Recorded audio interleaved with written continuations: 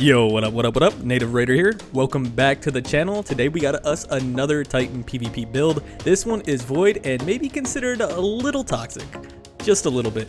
But it is quite effective and synergizes very well. So if you don't mind a little bit of hate mail after a match, this one is for you. Stay tuned to the end of the video for a couple tips on running this build. And without further ado, let's get it.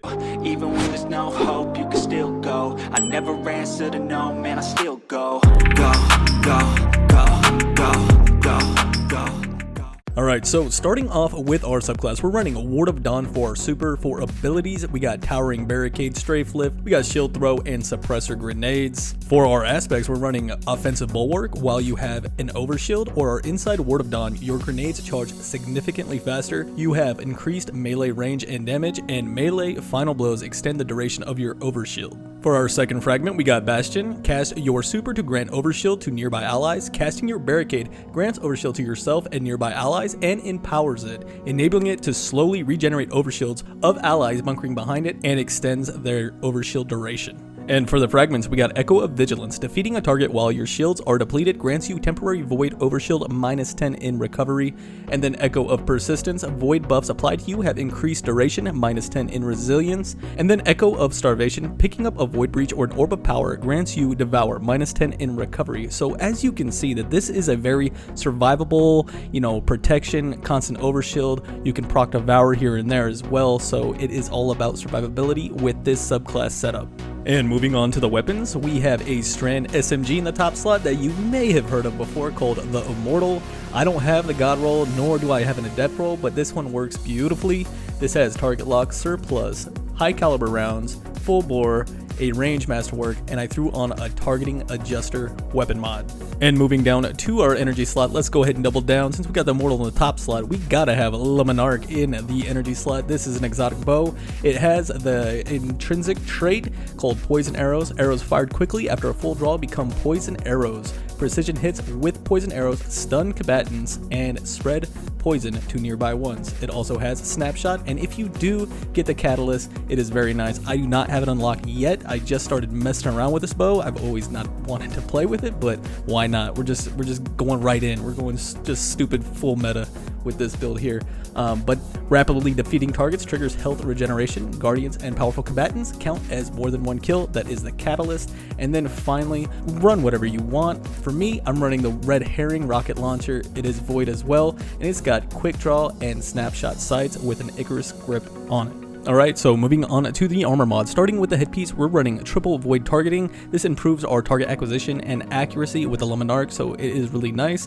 Running triple that, it does, stack multiple copies of this, make the effect more potent. And then for the arms, we're also running triple in this with triple void dexterity, and this gives us a faster ready and stow speed for the Monarch, and also our rocket launcher that I'm running on this build.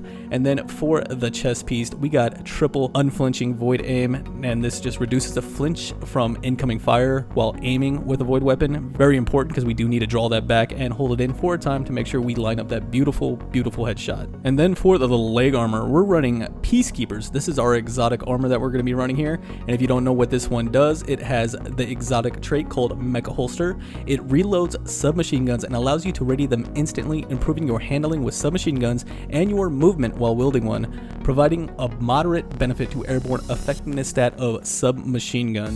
And you can see the synergy there that we got with the void dexterity, the triple void dexterity, and with Peacekeepers, both of them allowing us to really swap those weapons out really quickly. And for these Peacekeepers, what I'm running on these is a recuperation mod. Now this one replenishes your health each time you pick up an Orb of Power. And then we got Innervation, reduces the grenade cooldown each time you pick up an Orb of Power. And then Invigoration reduces the melee cooldown each time you pick up an Orb of Power. So every time we pick up an Orb of Power, we're going to get some health, and we are going to get our cooldowns reduced on both of our melee and grenade abilities. And then for the mark, we're running Outreach, which reduces the melee cooldown when using your class ability. And then we have a Bomber, reduces your grenade cooldown when using your class ability. And Reaper, after using your class ability, your next weapon final blow spawns an Orb of Power, which you can see the synergy and all that. So this is all about making the fastest swaps between weapons, making Monarch feel as beautiful and fluid as possible. And then on top of it, providing more benefits for us regaining our abilities.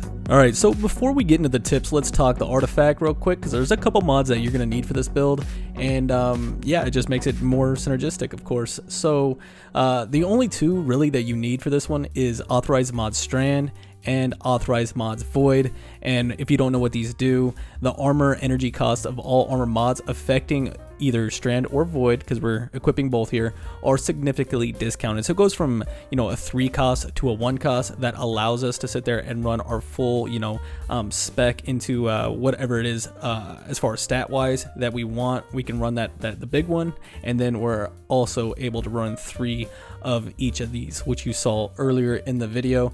Those are the only two. When it comes to stat prioritization with this build, not too much has changed as opposed to, like, you know, previous builds that I've done for PvP or PvE. Resilience is obviously one of the main focuses here on Titan, and then recovery is definitely something to have that's real nice, especially if you're doing some very, you know, competitive 3s, whether it's trials or the comp playlist.